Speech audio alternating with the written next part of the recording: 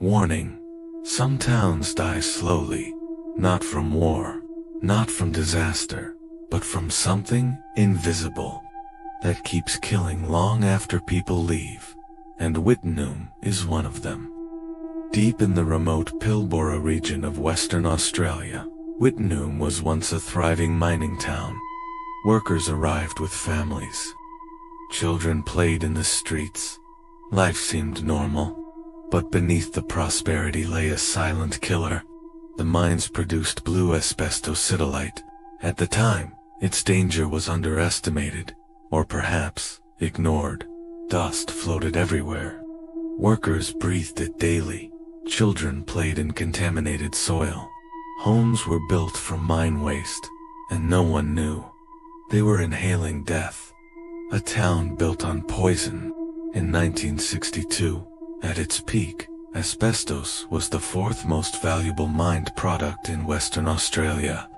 The town was the Pilbara's largest, a hub of activity. But the legacy of Wittenoom is not economic. It is a legacy of illness and death. Internationally, the dangers of asbestos were noted as early as 1899. By 1948, Dr. Eric Saint warned that Wittenoom would produce the richest and most lethal crop of cases of asbestosis in the world. Yet, the mining continued. Over 3 decades, more than 150,000 tons of asbestos fiber were shipped out. The tailings, the leftovers from mineral processing, were used to surface roads and playgrounds. The very ground the children ran on was toxic. The corporate shadow. The mines were operated by the Colonial Sugar Refining Company, or CSR. For years, the company faced allegations of negligence. While the world began to understand the link between asbestos and cancer, the production at Wittenoom pushed forward. It wasn't until 1966 that the mine was finally shut down, not primarily for health reasons, but because it was no longer profitable. By then, the damage was done. Thousands of immigrants and local workers had been exposed. The legal battles that followed would span decades. In 1984, the first successful negligence claim was brought by a mesothelioma victim, opening the floodgates for justice. But for many, it was already too late. The slow death. Years later, the lethal crop began to harvest. Miners began dying. Then residents. Then entire families developed lung diseases, like mesothelioma, cancer, so aggressive it suffocates from within. Doctors discovered the truth. The air itself had poisoned them. To date, more than 2,000 people from Wittenoom have died from asbestos-related diseases. It wasn't just the workers. It was the wives who washed the dust-covered clothes, and the children who played in the snow like asbestos drifts. The Banjima people, the traditional owners of the land, have been hit the hardest, with some of the highest rates of mesothelioma in the world. Erasing a town, residents were relocated, buildings were abandoned, but some refused to leave. Residents like Olga Soter stayed for decades, witnessing their town turn into a ghost. To force the remaining people out, the government cut off the power and water. They removed road signs.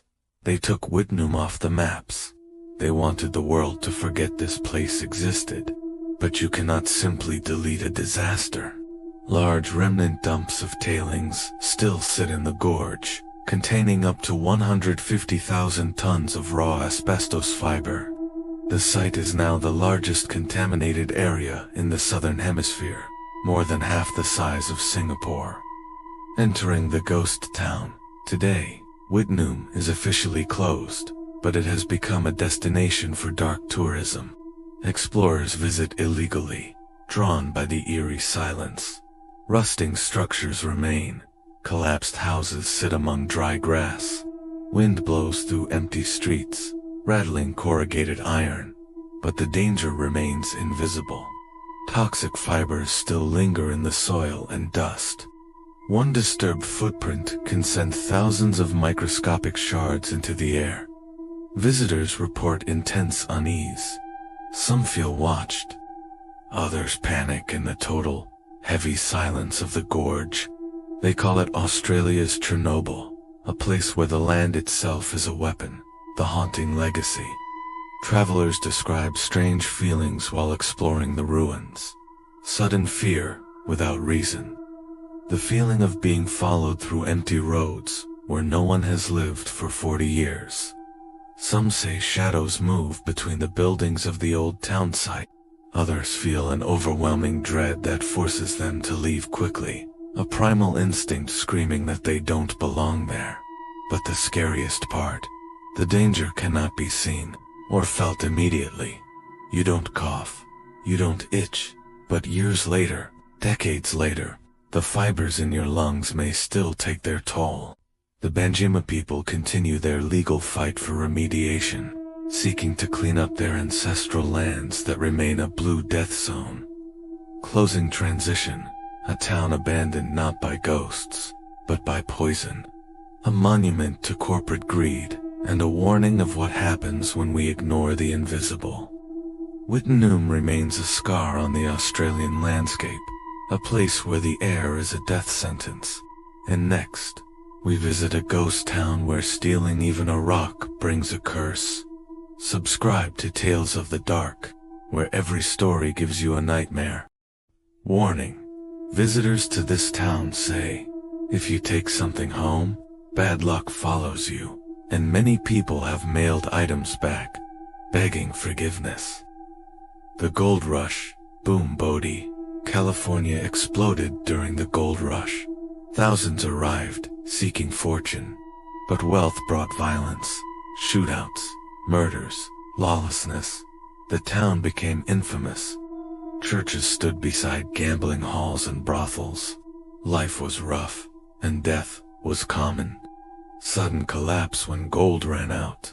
People left. Buildings emptied. Streets fell silent. Nature slowly reclaimed the town. Today Bodie remains preserved in a state of arrested decay. Everything looks frozen in time.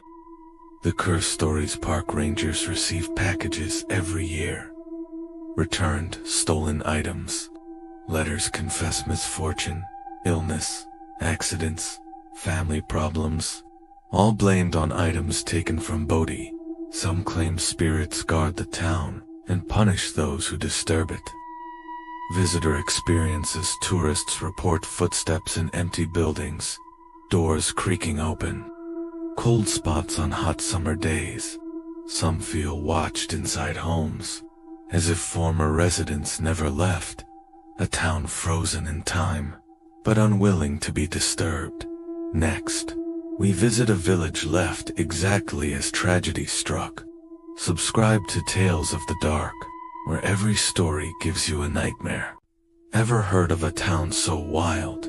Even a little girl prayed, "Goodbye, God, I'm going to Bodie." That's the real story of Bodie, California, America's best preserved ghost town. Today, we're stepping back in time to explore its wild history, from gold rush glory to ghostly legends. It all started in 1859, when William S. Bodie discovered gold here. But the real boom didn't kick off until the 1870s, when a rich vein of gold ore was found. Suddenly, this remote spot high in the Sierra Nevada mountains exploded. The population swelled to nearly 10,000 people. Prospectors, merchants, and families flocked here, all chasing a piece of the California dream. By 1879, Bodie was churning out gold, worth millions of dollars a year. The town had it all: 2 banks, 4 volunteer fire companies, a brass band, a railroad, several newspapers, and of course, a notorious red light district on Main Street. But with great wealth came great lawlessness. Bodie quickly earned a reputation as one of the most dangerous towns in the West. Saloons, and there were over 60 of them, were open 24/7. Gunfights in the streets were a daily occurrence. The saying "the bad man from Bodie" became a common phrase across the country. Life was cheap, and disagreements were often settled with a pistol. The town's small cemetery filled up fast, with many residents meeting a violent end. Then, just as quickly as it boomed, Bodie began to bust.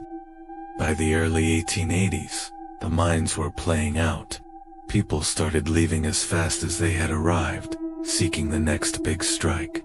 Two major fires, one in 1892 and another in 1932, destroyed large parts of the town, accelerating its decline. By the 1940s, Bodie was a ghost town, its last residents gone. Today, Bodie is a state historic park, frozen in a state of arrested decay.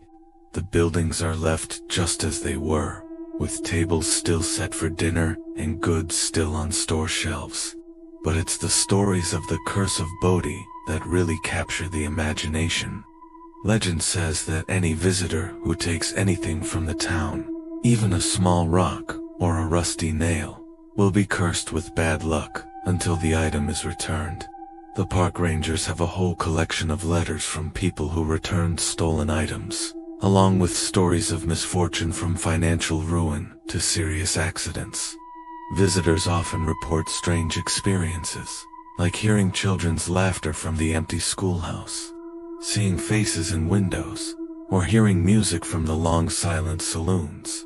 One of the most famous ghosts is the Angel of Bodie, a young girl who was supposedly kicked to death by a horse. Her spirit is said to haunt the cemetery.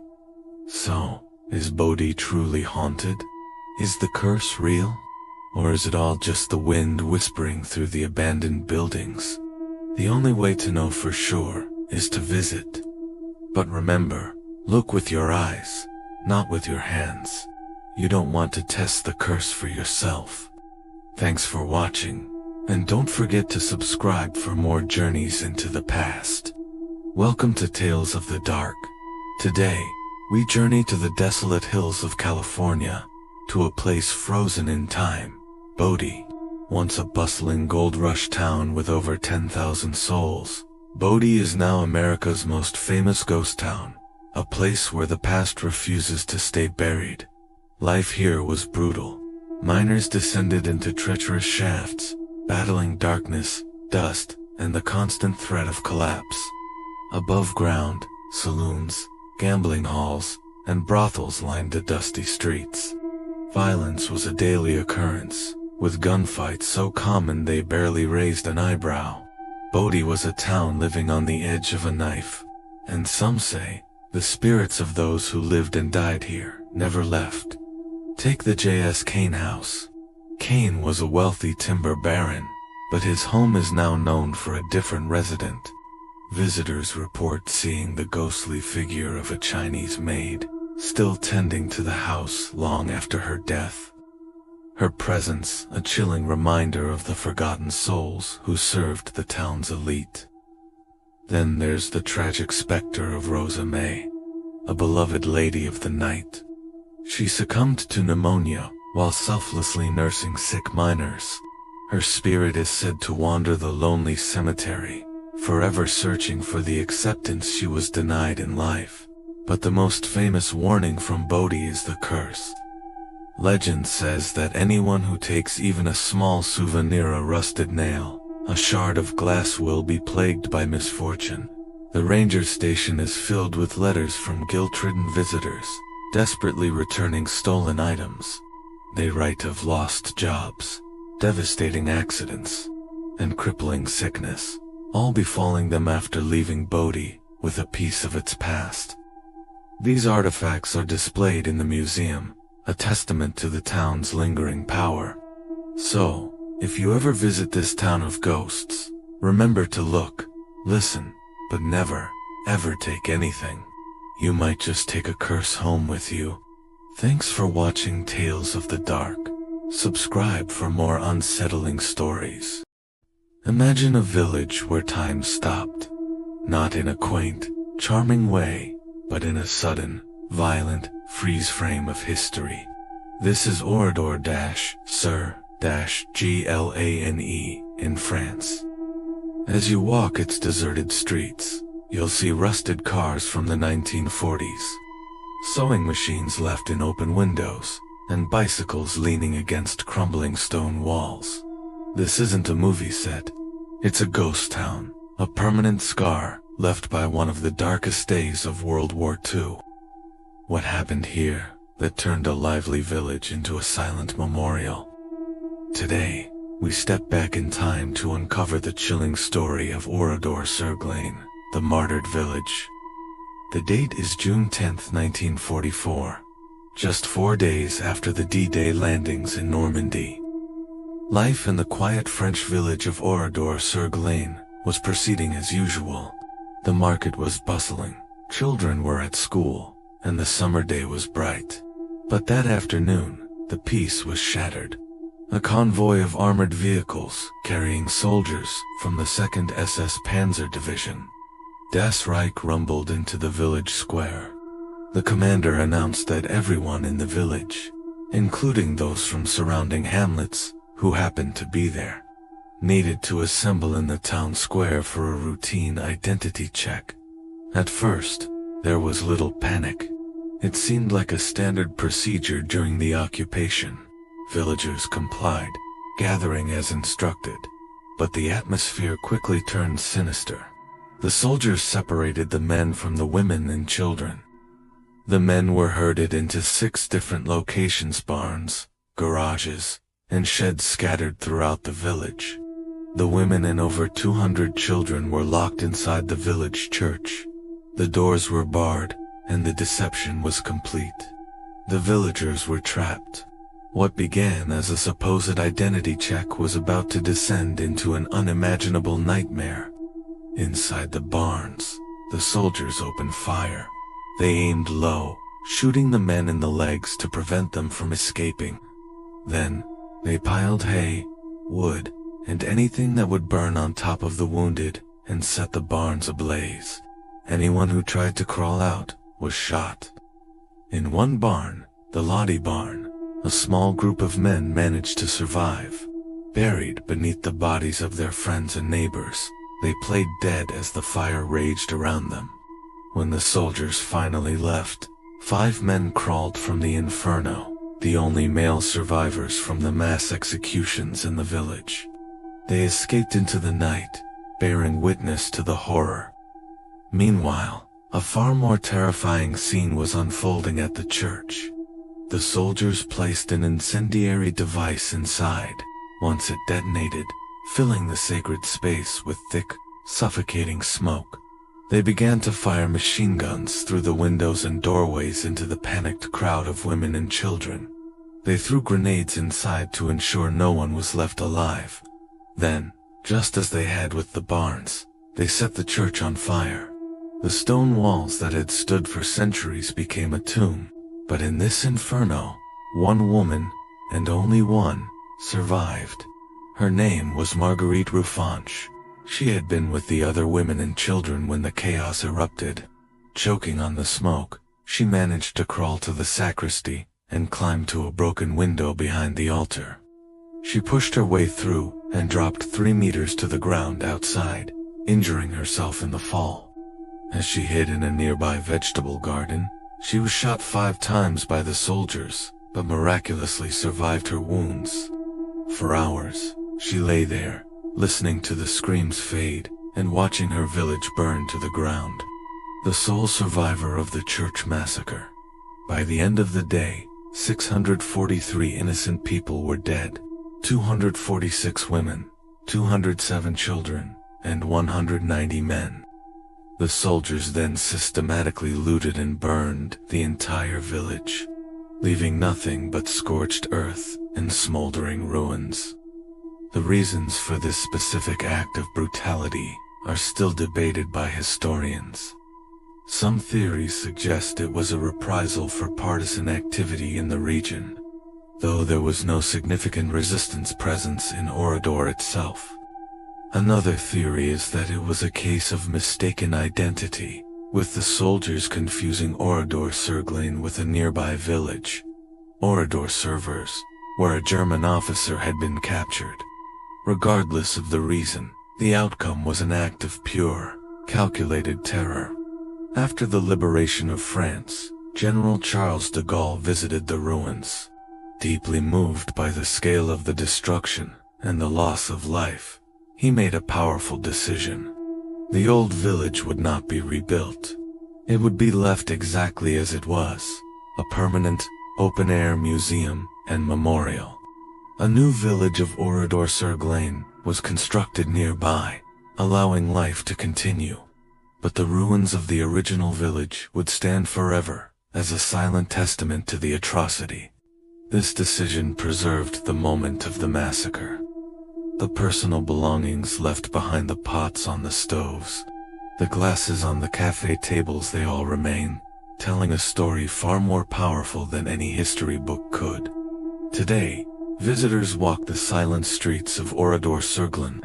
The experience is profoundly moving and deeply unsettling. The air itself feels heavy with history and grief.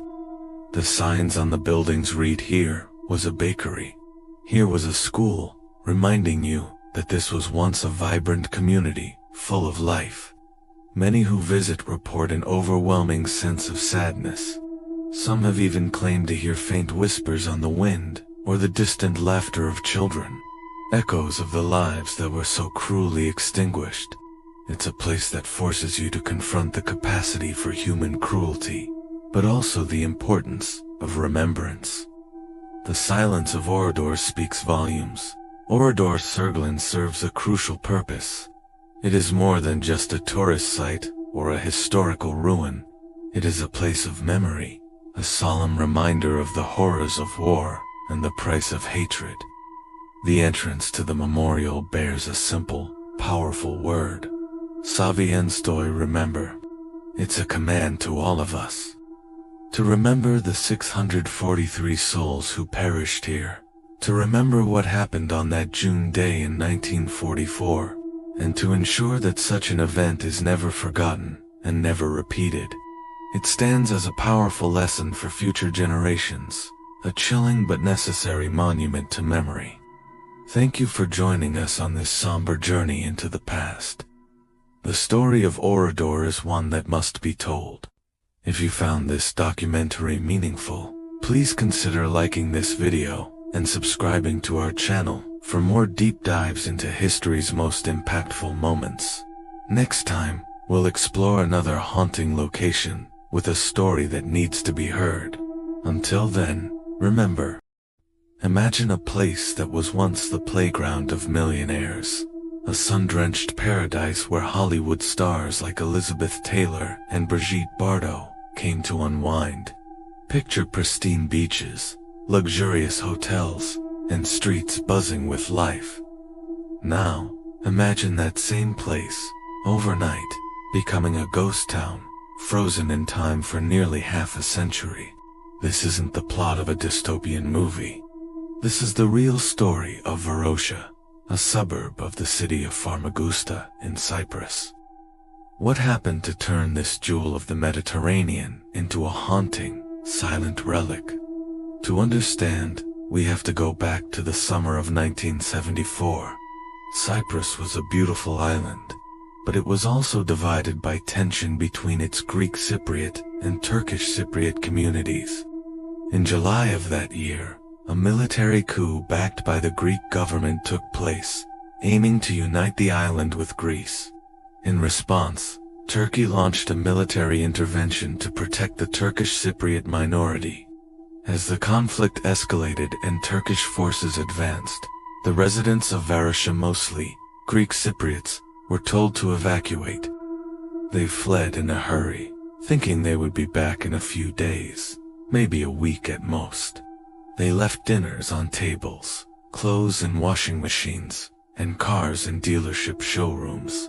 They packed only what they could carry, believing their return was imminent. But they never returned. The days turned into weeks, the weeks into years, and the years into decades. After the conflict, Varosha was fenced off by the Turkish military and became part of a unpatrolled buffer zone. It was declared a no man's land, a ghost city sealed off from the world. For almost 50 years, Varosha has remained untouched, a time capsule of 1974. Imagine walking through its streets today. what you'd see is both fascinating and deeply unsettling. Grand hotels, once filled with laughter and music, now stand as hollow shells. Their windows are shattered, their facades are crumbling, and their lobbies are thick with dust. Inside, you can still see eerie remnants of the past, faded menus on restaurant tables, decaying furniture in hotel rooms, and 1970s calendars still hanging on the walls. The signs of a hurried departure are everywhere. In a car dealership, brand new 1974 models sit covered in a thick layer of dust, their tires long since deflated. In homes, personal belongings lie exactly where they were left, books on nightstands, children's toys on the floor, family photos on the mantelpiece. It's as if the residents simply vanished into thin air, leaving behind a perfectly preserved, yet slowly decaying, snapshot of their lives. But while humanity has been absent, nature has not. In the half-century of silence, the natural world has begun to reclaim Varosha. Trees have grown through the floors of buildings, their branches bursting out of windows. Vines and creepers crawl up the walls of once elegant villas, covering them in a blanket of green. The streets, once filled with cars and tourists, are now cracked and overgrown, with bushes and wildflowers pushing up through the asphalt. Sea turtles have even returned to the deserted beaches to lay their eggs, undisturbed by human activity. It's a powerful, and slightly spooky, reminder that life finds a way, even in the most desolate of places. For decades, getting a glimpse of Varosha was nearly impossible. The area was strictly off-limits, surrounded by barbed wire and warning signs. Anyone who tried to enter faced arrest. The only way to see it was from a distance, peering through the fences, or taking a boat trip along the coast to see the haunting skyline of abandoned hotels. This forbidden nature only added to Varosha's mystique, making it a subject of fascination for urban explorers and photographers around the world. The images that have emerged are both beautiful and chilling, capturing the eerie stillness and the slow, inevitable decay of a city forgotten by time. However, in a surprising turn of events, things have recently started to change. In October 2020, after 46 years, parts of Varosha were partially reopened to the public by the Turkish and Turkish Cypriot authorities. For the first time in decades, visitors, including former residents, were allowed to walk down some of its main avenues. The reopening has been controversial and politically charged, with differing opinions on what it means for the future of Cyprus. For the former residents, returning has been a profoundly emotional experience. Imagine coming back to the home you fled as a child, only to find it a ruin. Many have spoken of the heartbreak of seeing their memories in a state of decay, a painful reminder of all that was lost. For them, Varosha is not just an eerie tourist attraction. It's a symbol of their displacement and their longing to return home. The future of Varosha remains uncertain. Will it be fully reopened and redeveloped? Will it be returned to its original inhabitants as part of a political settlement? Or will it remain a partial ghost town, a permanent monument to a painful past? There are complex political, legal, and emotional questions that need to be answered. For now, Varosha stands as one of the most unique and poignant places on Earth. It's more than just an abandoned city. It's a living museum of a conflict that tore an island apart. It's a powerful testament to the fragility of peace and the devastating human cost of war. It shows us how quickly a thriving community can be silenced, and how nature will always be waiting to take back what we build. The silent streets of Varosha don't just tell the story of a city, they tell the story of a people, of loss, and of a hope that has, against all odds, endured for almost 50 years. Thank you for joining us on this journey into the silent heart of Varosha. It's a story that deserves to be told. If you found this fascinating, please hit the like button, subscribe to our channel, and ring the bell so you don't miss our next exploration into the world's most mysterious places. See you next time. Deep in the heart of the Namib Desert, a place known as one of the oldest and driest on Earth, lies a surreal and haunting spectacle, the ghost town of Kalmanskap. Today, it's a place where sand dunes have swallowed elegant homes, and the silence is broken only by the whistling wind. But a little over a century ago, this was the site of an unbelievable diamond rush, a town that bloomed almost overnight with unimaginable wealth. This is the story of how a tiny, forgotten corner of the desert became a diamond-fueled German oasis, and how, just as quickly, it was reclaimed by the sands of time. Our story begins in 1908. Zacharias Luilla, a railway worker, was clearing sand from the tracks near a small station called Kalmanskap.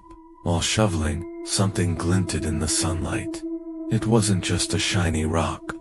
He showed it to his supervisor, a German railway inspector named August Stoch. Stoch, an amateur mineralogist, had a hunch. He suspected this might be a diamond, and he was right. He quietly secured prospecting rights in the area, and what followed was nothing short of a frenzy. The diamonds weren't buried deep underground. They were literally scattered on the surface, waiting to be picked up.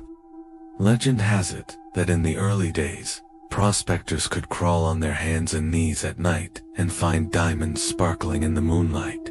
Word spread like wildfire, and a massive influx of German miners, fortune seekers, and adventurers descended upon this remote desert outpost. The German government quickly declared a massive restricted area, the Spurgebiet, to control the diamond mining.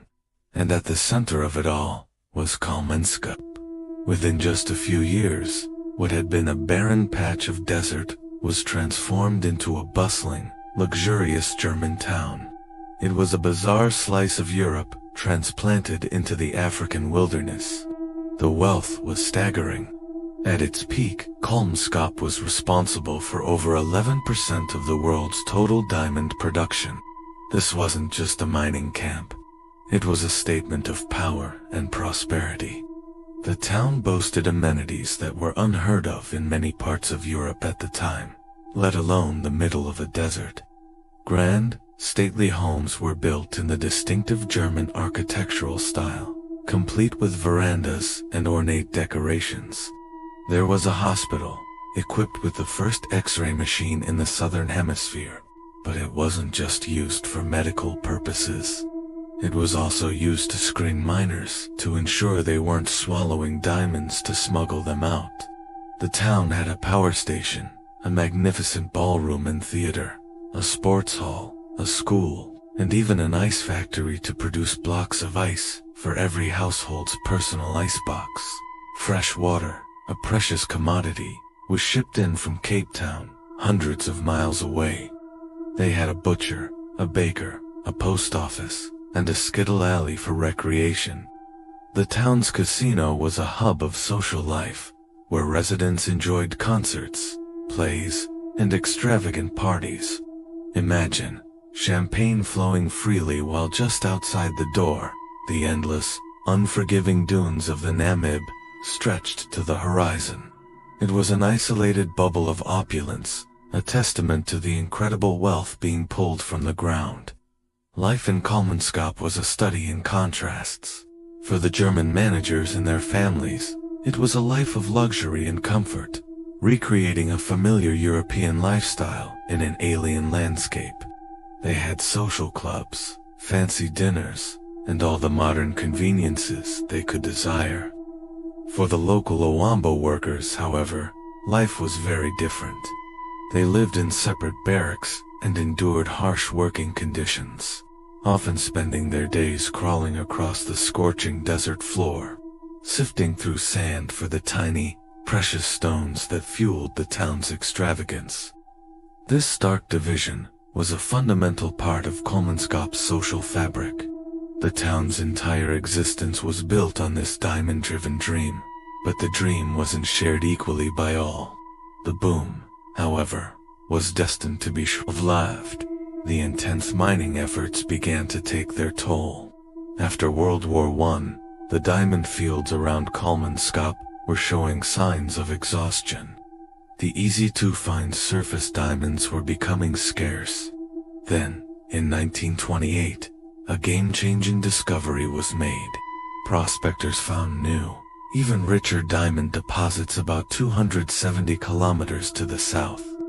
Right on the coast, near the mouth of the Orange River.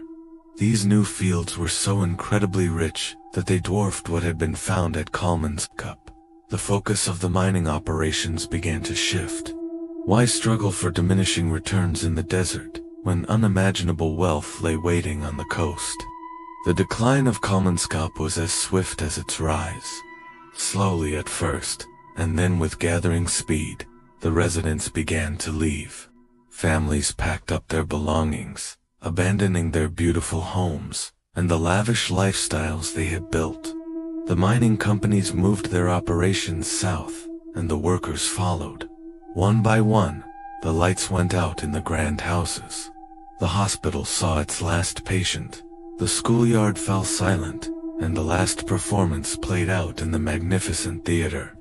The casino, once ringing with laughter and music, was left empty. By the early 1950s, the town was completely deserted. The last residents departed in 1956, turning their backs on the town that diamonds built, leaving it to the mercy of the elements. Kalmanskap officially became a ghost town, and that's when the desert began to take it back. For decades, Kalmanskap sat in isolation, a forgotten relic in the middle of the vast Spurgebait. The relentless desert wind, which once drove the residents to distraction, became the town's new architect.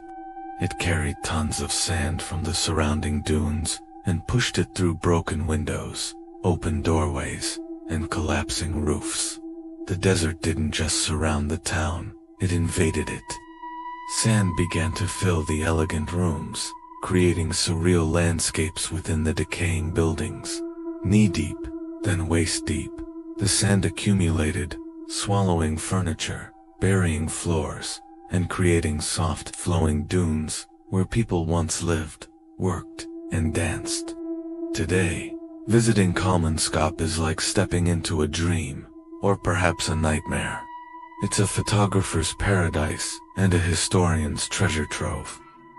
Walking through the abandoned houses is an eerie and profoundly moving experience. You can step into a bedroom where a heavy sand dune slopes up against one wall, almost touching the ceiling. In another room, an old bathtub peeks out from the sand, a ghostly remnant of a once luxurious bathroom. The vibrant colors of the interior walls, bright blues, greens, and pink, still pop against the pale orange of the sand, creating a stunning, almost artistic contrast. You can wander through the old hospital, where the empty corridors and dilapidated X-ray room feel heavy with the stories of the past. The grand ballroom, its stage now covered in a drift of sand, is perhaps the most poignant sight. You can almost hear the faint echo of an orchestra, a ghostly waltz playing for an audience of sand and shadows. Each building tells a story of abrupt departure. It's a place frozen in time, yet constantly being changed by the shifting sands. Nature is slowly, methodically, and beautifully erasing this chapter of human history. Kalmanskap stands as a powerful symbol of the fleeting nature of wealth and the hubris of trying to tame the wild. It's a stark reminder that no matter how grand our ambitions, or how solid our constructions, nature will always have the final say. The diamonds brought people here, but it's the sand that has made Kalmanskap immortal, transforming it from a forgotten mining town into one of the most hauntingly beautiful ghost towns on the planet.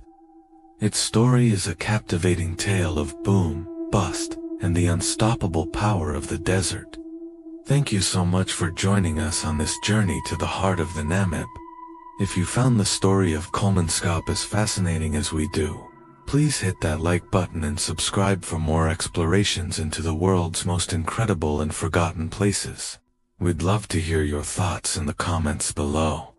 See you on the next adventure. Have you ever heard a place calling to you from across the sands of time? A place where the desert wind whispers secrets through empty doorways and broken windows. Today, we journey to the heart of the Namib Desert, to a town swallowed by sand, a place known as Kalmanskap. It's a name that conjures images of diamond-fueled dreams and desolate sand-filled mansions. But for those who have dared to walk its silent streets after dark, Kalmanskap is something more, something much more unsettling. By day, Kalmanskap is a photographer's paradise. The sun paints the dunes that have invaded these grand German-style homes in brilliant shades of gold and orange.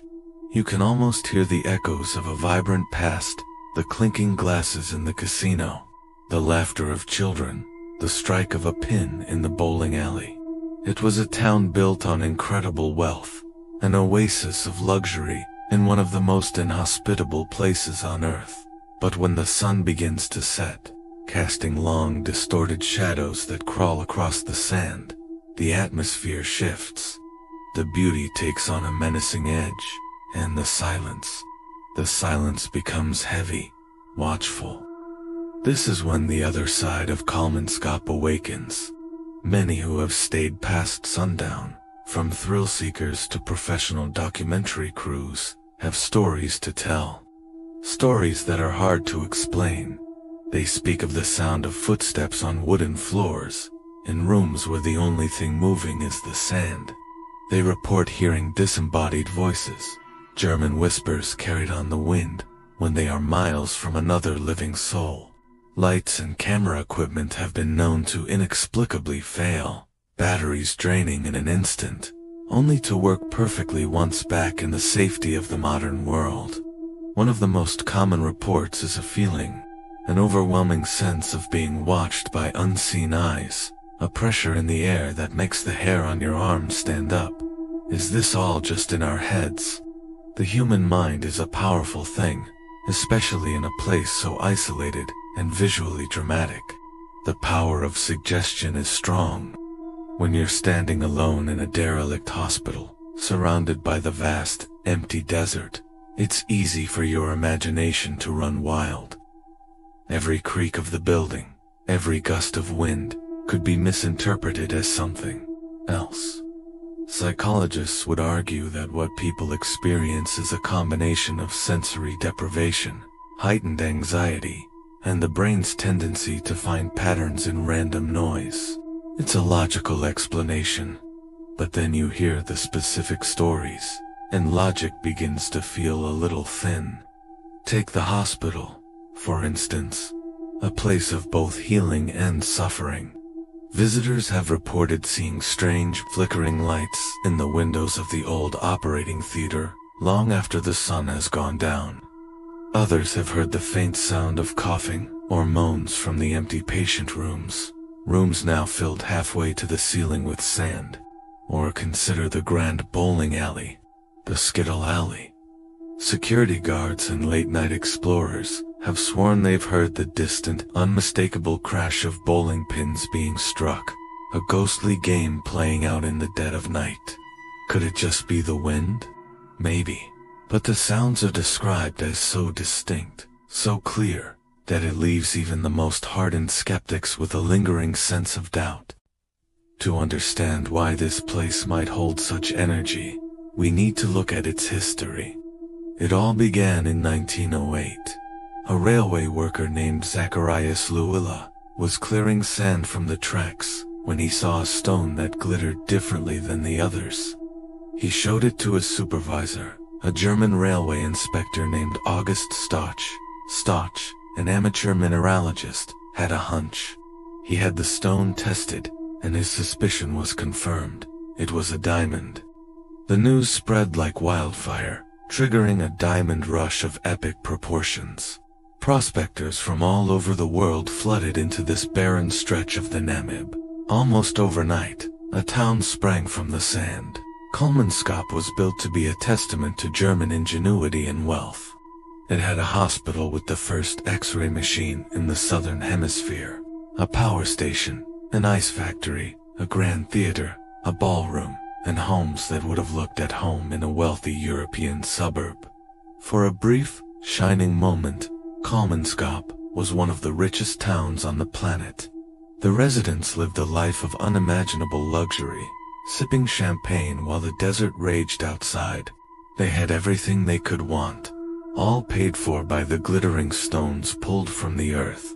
But fortunes built on finite resources are fleeting.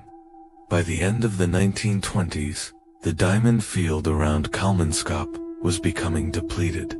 Then, in 1928, a new, even richer diamond deposit was discovered far to the south, near the Orange River. The decline of Kalmanskap was as rapid as its rise. The inhabitants packed their belongings and left, abandoning their luxurious homes to chase the next big find. The last family left in 1956. Once they were gone, the desert, which had always been waiting at the edges, began its patient reclamation. The wind carried the sand of the Namib, and it poured through open doors and broken windows. It filled hallways, buried furniture, and crept up staircases, dune by dune. The desert wasn't just covering Kalmanskap, it was consuming it, preserving it in a sandy tomb. Today, walking through these homes feels like stepping into a surreal dream. A bathtub filled to the brim with sand, a beautifully painted wall peeking out from behind a sloping dune that has claimed an entire room. It's a powerful, haunting reminder that no matter how much wealth we accumulate or how grandly we build, nature will always have the final say. So, what is the truth of Kalmanskap? Is it a place haunted by the spirits of those who lived and toiled here, their ambitions and disappointments still echoing in the empty halls? Are the whispers on the wind the residual energy of a town that lived so brightly and died so quickly? Or is it simply a magnificent, decaying monument, a place so atmospheric that it plays tricks on our minds, making us see and hear things that aren't there? Perhaps the answer is a little bit of both. Perhaps some places are so saturated with history, with intense human emotion, that they hold on to it, replaying it for those who are willing to listen. The line between a psychological response and a paranormal event is often as blurred as the horizon in a sandstorm. Kalmanskap exists in that gray area. It challenges our perceptions and forces us to confront the unknown. Whether you believe in ghosts or not, one thing is certain. A visit to Kalmanskap, especially as night falls, is an experience you will never forget.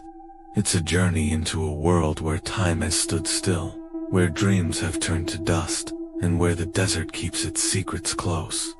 Thank you for joining us on this journey into the heart of the Namib Desert. What do you think is happening at Kalmanskap? Let us know in the comments below. If you enjoy exploring the world's most mysterious and abandoned places, be sure to subscribe and hit that notification bell so you don't miss our next adventure. Until next time, stay curious.